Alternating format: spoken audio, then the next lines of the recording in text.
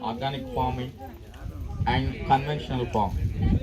So previously, 50 years back, farmers are using conventional farming. Next it converted to chemical farming.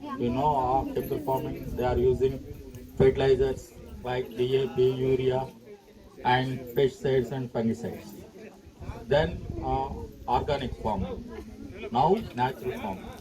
So natural farming, it uh, it basically in the soil, the crores of microbes available.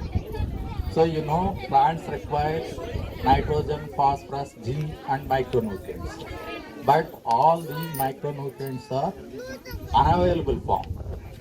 That's why you are using fertilizers like urea, DAP, like that. So we have to make available that unavailable nutrients. So by using these Ganajivamrutam and Dravajivamrutam, you can make it multiply the microorganisms crores in terms of crores. And these microorganisms made unavailable nutrients into available nutrients. Both micronutrients and macronutrients like nitrogen, phosphorus, zinc, calcium, everything.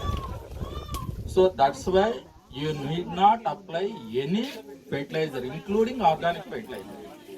So these we are providing Dhanajivamrutam, Dravajivamrutam. These will make unavailable fertilizer, unavailable nutrients available. This is the major difference between natural farming and organic farming. In organic farming, we will add organic products like FIM, farm aid manure, vermiculture, poultry, poultry feed, everything.